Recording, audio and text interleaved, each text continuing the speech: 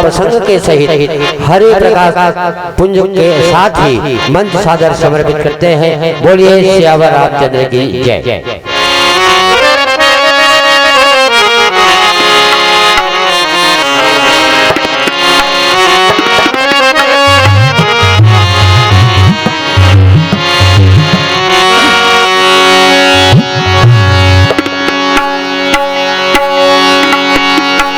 सियावर रामचंद्र की जय। विघ्न हर गौरी के नंदन सुमिरि सदा सुख दाई।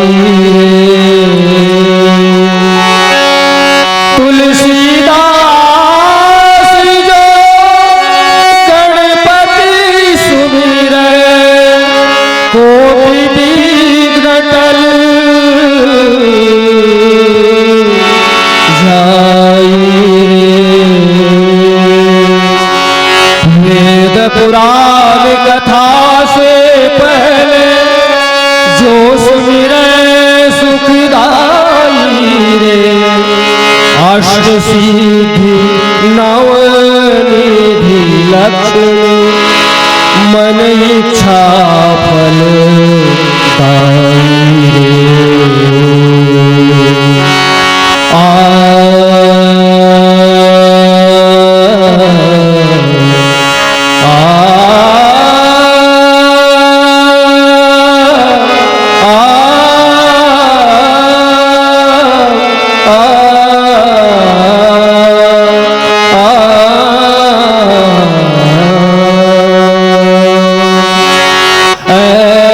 प्यार बहा दे मैया।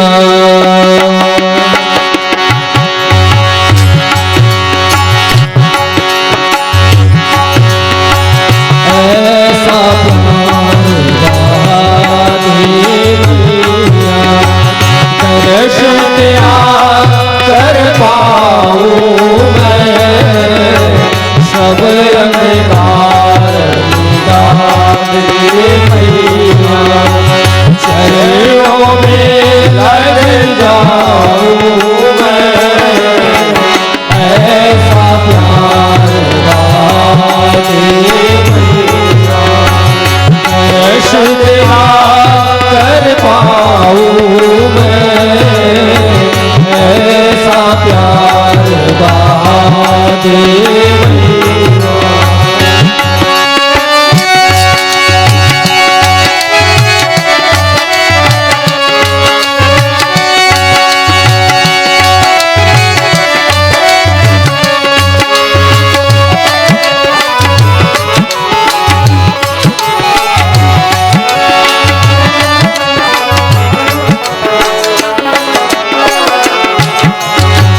जग में आकर जग डूबैया। अब तक ना पहचान सका। जग में आकर जग डूबैया। अब तक ना पहचान सका। क्यों आया रे कहाँ है जाना। मैं ना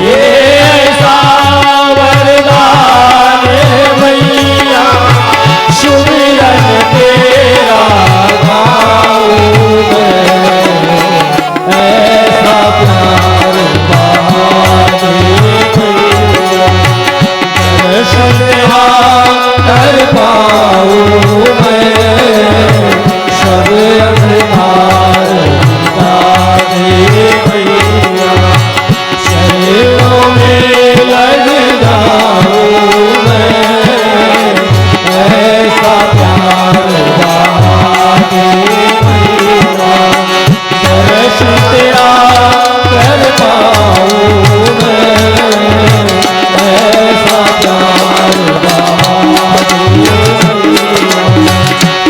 ऐसा प्यार बहा दे मैया ऐसा प्यार बहा दे मैया ऐसा प्यार बहा दे ऐसा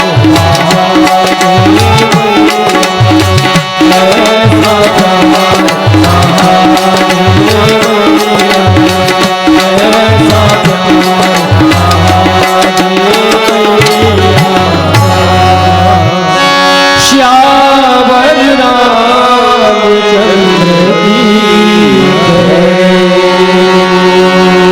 मंगलमूर्ति नमः गणाधिपति नमः लोकाभिरामं रणरंगधीरं राजीवनेत्रं रघुवंशनाथं कारुण्यरूपं करुणाकरं तं श्रीरामचन्द्रं शरणं प्रपद्ये मनोजवं मारुततुल्यवेगं जितेन्द्रियं बुद्धिमतां वरिष्ठं वातात्मजं वानरयूथमुख्यं श्रीरामदूतं शरणं प्रपद्ये कुन्देन्दुदरगौरसुन्दरम् अम्बिकापतिमभीष्टसिद्धिदं कारुणिककलकञ्जलोचनं नौमि शङ्करमनङ्गमोचनं ज्ञानिनामपि चेतांसि देवी भगवती सा बलादाकृष्यमोहाय महामायां प्रयच्छते देवी दयामयी हे कल्याणी सिंह सवारी हे भारती माँ ममता की धार बहा देना मैया पुत्र की लाज बचा लेना माँ मैं शरण तुम्हारी आया मैया पकड़ के हाथ उठा लेना माँ बिठा लेना अपनी गोद में मैया कृपा की दूध पिला देना माँ देवी दयामयी बिना लिए करतंत्रपुरी झनकार दिया पिंगल शास्त्र की शब्द प्रसून दास के कंठ में भर दिया बोलिए भक्तवत्सल भगवान की जय उमापति महादेव की जय पवन सुत हनुमान की जय गोस्वामी तुलसीदास की जय समस्त ग्राम देवता सब संतन की जय, सब भक्तन की जय। जय जय श्री सीताराम की जय।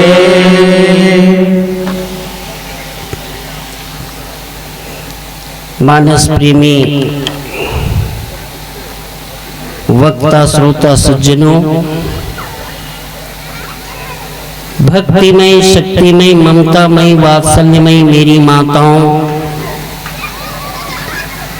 मंच पर विराजमान नीर क्षीर विवेकी विद्वान निर्णायक गण, रामचरित मानस रूपी धागा में प्रसंग रूपी मोती को पिरोने वाले आदरणीय गुरुदेव संचालक महोदय, आयोजन समिति के समस्त पदाधिकारीगण, परम आदरणीय भैया जी मनीष चंद्राकर जी, समस्त श्रोता समाज के श्री चरणों में श्री सीताराम मानस मंडली कोसा गोंदी का सत सत नमन। संतों, भगवान की कथा बड़ी विचित्र है, इसलिए गोस्वामी तुलसीदास जी ने कहा अति विचित्र रघुपति चरित्र। भगवान की जो लीला है, भगवान की जो कथा है वो अति विचित्र है। रामचरित मानस का षष्ठम सोपान लंका कांड, जिस कथा के ऊपर चर्चा करनी है, ये जो सोरठा मिला हुआ है वो कथा का एक ऐसा क्रम है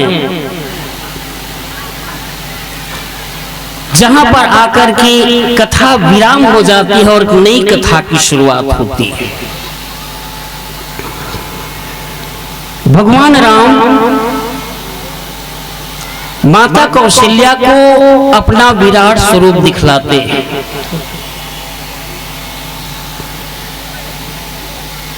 माता कौशल्या को अपना विराट स्वरूप दिखलाते हैं।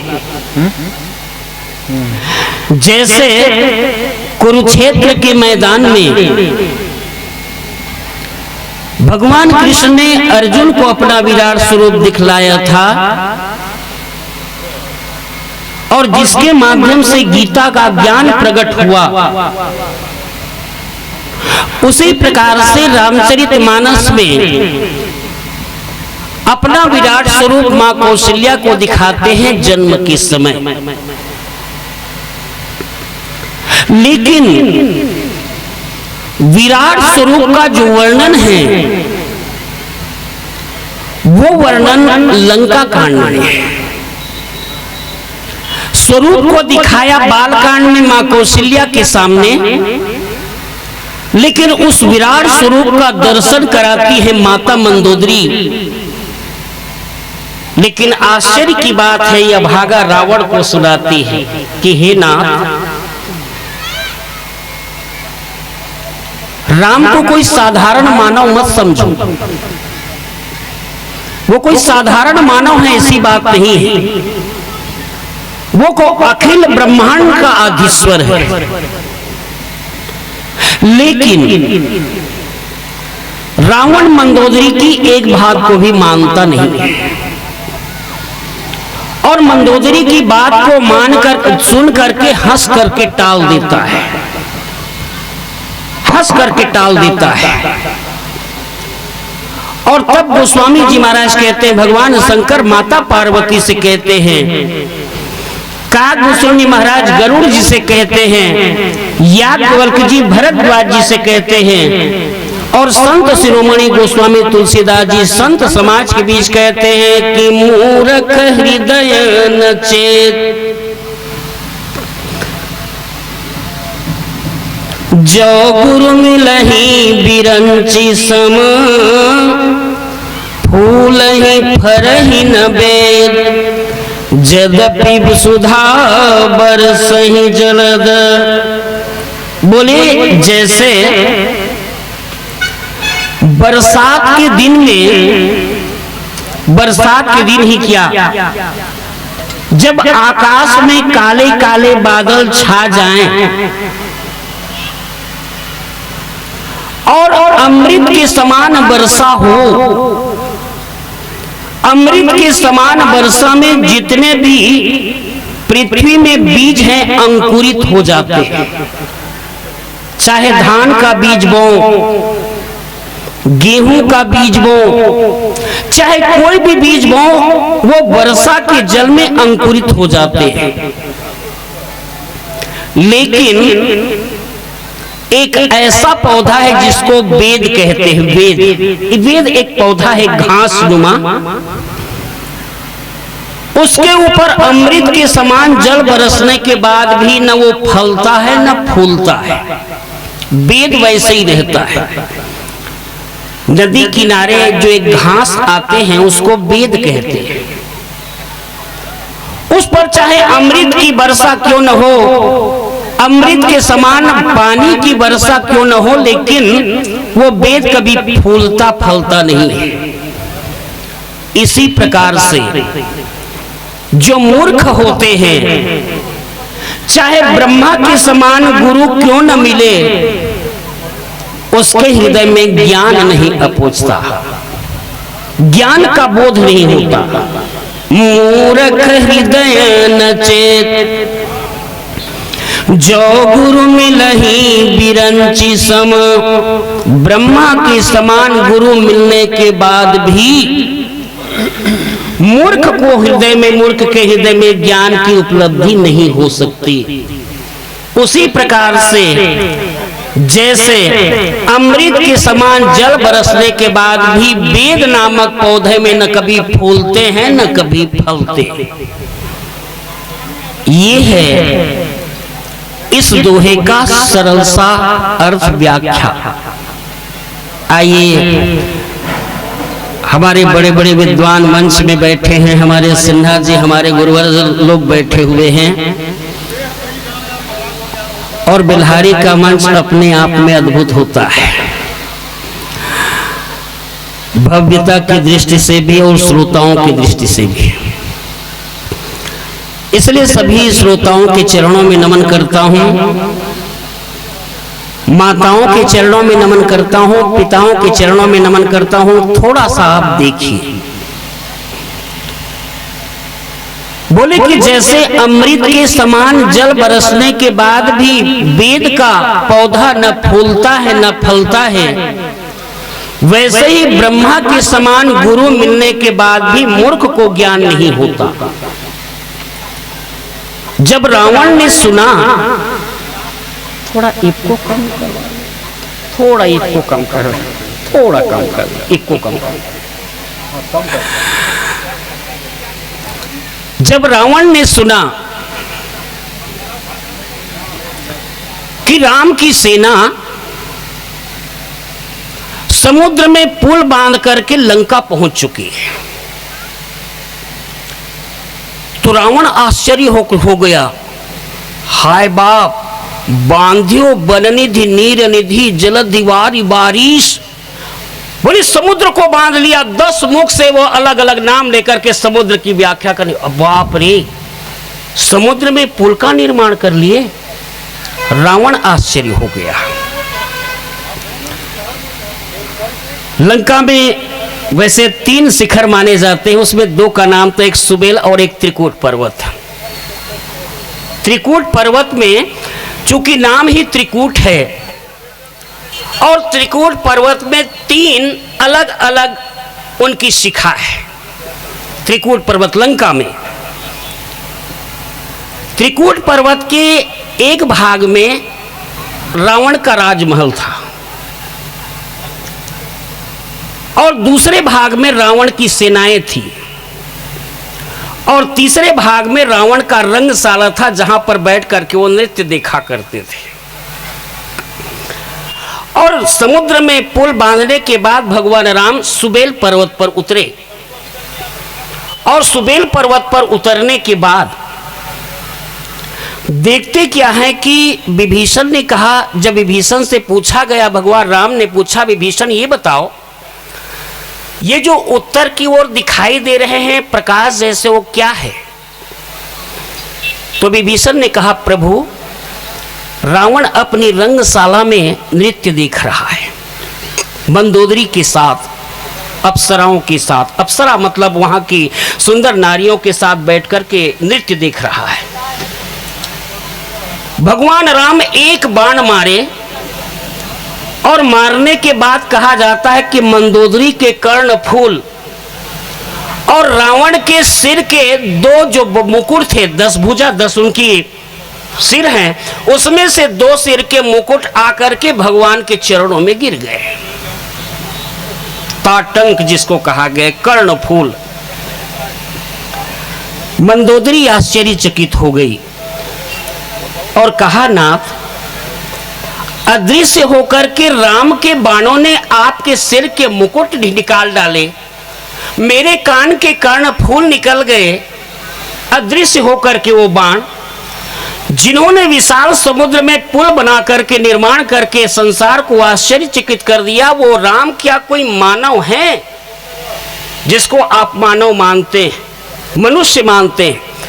क्या किसी मनुष्य के बस की बात है कि हिंद सागर में पुल का निर्माण कर दें? इसको वही कर सकता है। इसलिए कहा गया है ना कि अगम लीला है लीलाधर, लीलाओ तारी हो, तुम्हें वह जान सकता है, कृपा जिस पर तुम्हारी हो। और तब मंदोदरी अकुला करके रावण के पास जाती है और जाकर के दोनों हाथ जोड़ करके कहती है, नाथ जिस परमात्मा को साधारण मानव समझते हो, उसके विराट स्वरूप का मैं दर्शन करा रही हूं ज्ञान के माध्यम से।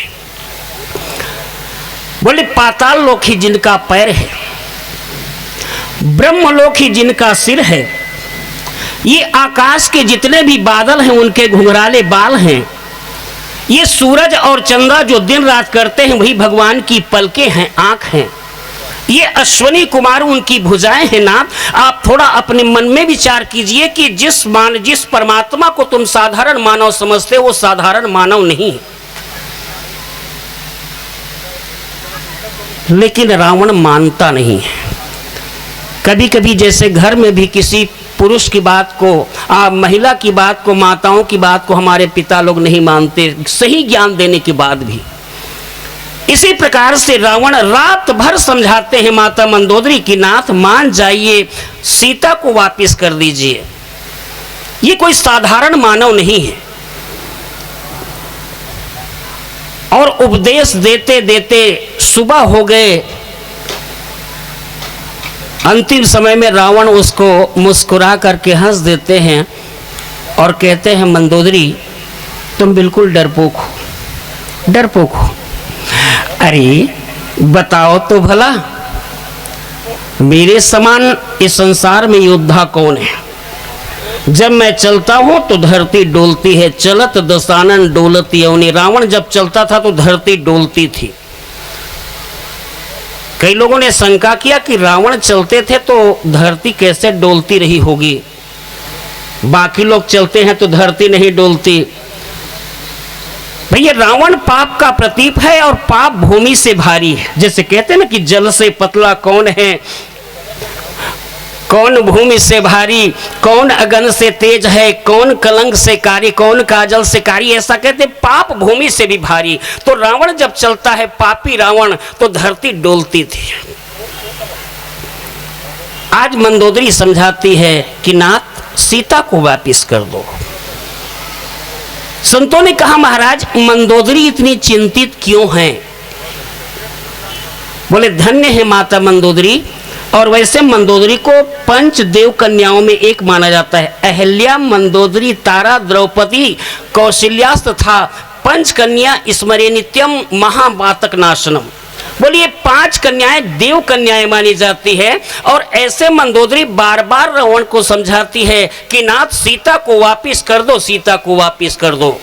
लेकिन रावण मानने वाला कहाँ है? तभी तो संत लोग कहते हैं और पारक सिद्धांत वाले भी कहते हैं कि ज्ञान घटे नर मूढ़ की संगति, मान घटे पर घर नित जाए, प्रेम घटे कछु मांगन से, अरु नीर घटे ग्रीष्म ऋतु आए, पाप घटे कछु पुण्य किए से, रोग घटे कछु औषधि खाए, अरे झूठ कपट से ज्ञान घटे सब रोग मिटे, हरि के गुण गाए। भगवान का गुणानुवाद कीजिए नाथ, आपके हृदय में जो अहंकार बैठा हुआ है वो अहंकार दूर हो जाएगा। जब मंदोदरी की बात को नहीं समझे, नहीं माने, तब गोस्वामी जी महाराज को लिखना पड़ा कि फूल ही फर ही न बेद, जदपि सुधा बरस ही जलद, मूर्ख हृदय न चेत, जो गुरु मिल ही बिरंची सम। आइए एक भजन के बाद, अंजनी नंदन हनुमान जी महाराज के चरणों में निवेदन के बाद इस प्रसंग पर और चर्चा करें।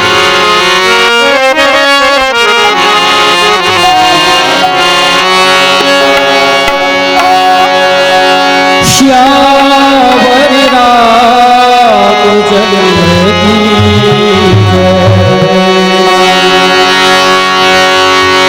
पवन तन हनुमान कृपा करो, पवन तन हनुमान कृपा करो, पवन तन हनुमान कृपा करो, पवन तन हनुमान कृपा करो, पवन तन हनुमान कृपा करो, पवन तन हनुमान कृपा करो, पवन तन हनुमान कृपा करो। केसरी नंदन राम दुलारे, केसरी नंदन राम दुलारे, पवन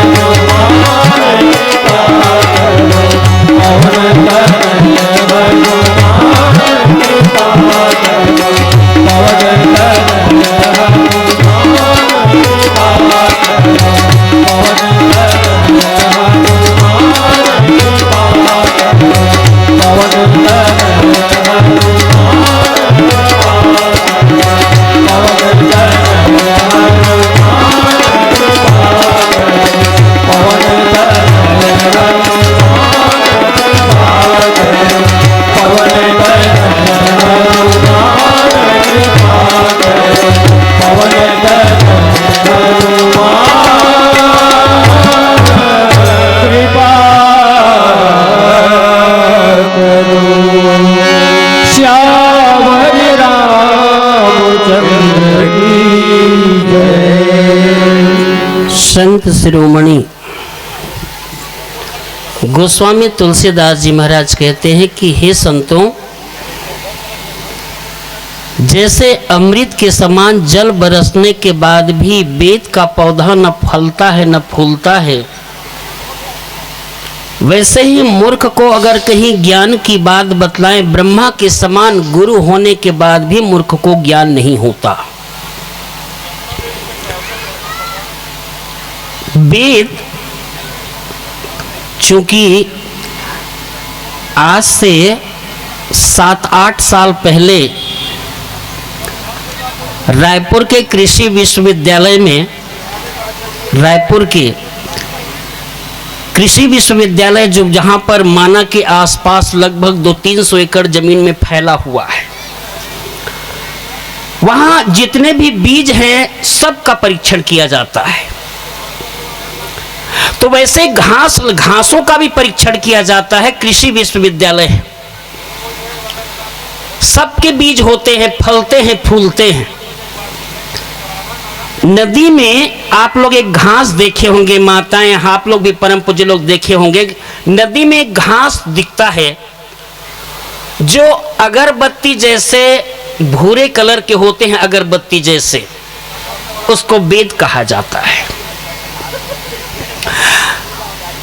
एक बार कृषि विश्वविद्यालय रायपुर के वैज्ञानिकों ने, जिस समय चंद्रा जी वहां के कुलाधिपति थे, कुलपति थे, आविष्कार किया कि आखिर ये आदमी का जिस्म क्या है जिस पे सदा है जहां, एक मिट्टी की इमारत, एक मिट्टी का मकान, खून का गारा बना, एक जिसने हड्डियां चंद सांसों पर टिका है, ये ख्याले आसमां, मौत की पुरजोर आंधी इससे जब टकराएगी, ये इमारत टूट करके खाक में मिल जाएगी, ये इमारत टूट करके खाक में मिल जाएगी। जाना होगा जरूर है, जाना होगा जरूर है, एक दिन जाना होगा जरूर, एक दिन जाना होगा जरूर, जाना होगा जरूर, एक दिन जाना होगा जरूर, एक दिन जाना होगा जरूर।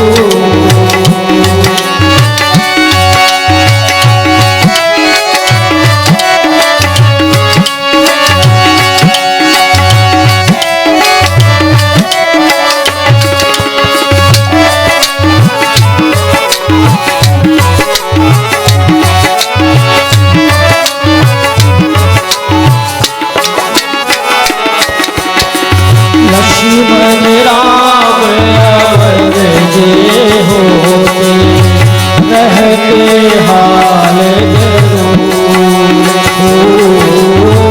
लक्ष्मण राम अवर जे होते, रहते हाल जरूर, ये भी जग में रह नहीं पावे, ये भी जग में रह नहीं पावे, मिल गए माटी धूल है, एक दिन जाना होगा जरूर, एक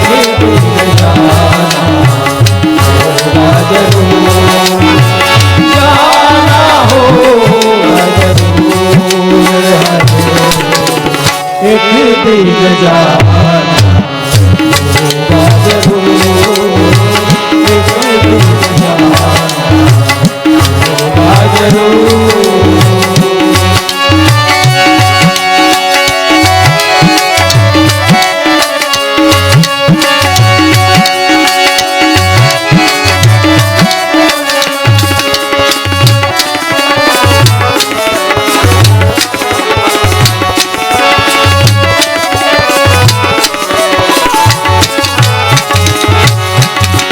कुंभकर्ण रावण बड़े योद्धा, कहत रहे हमको।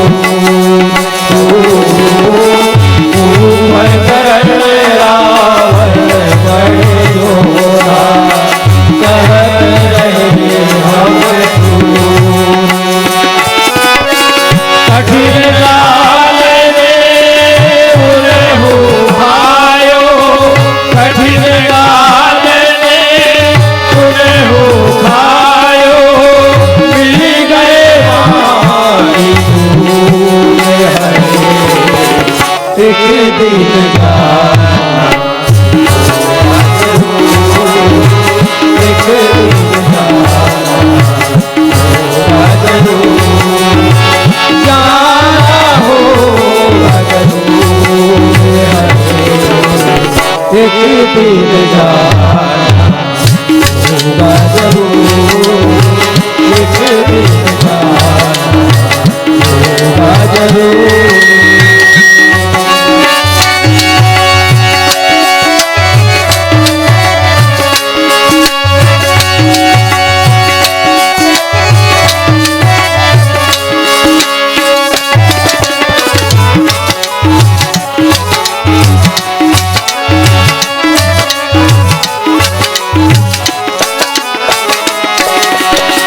पानी पवन आकाश जाएंगे, यही है चंदा सूरज हो।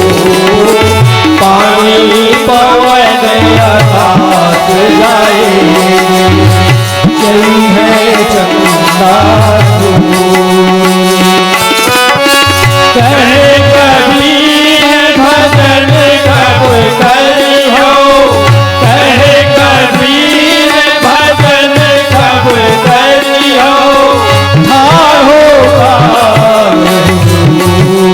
हरे, एक दिन जाना होगा जरूर, एक दिन जाना होगा जरूर, जाना होगा जरूर हरे, एक दिन जाना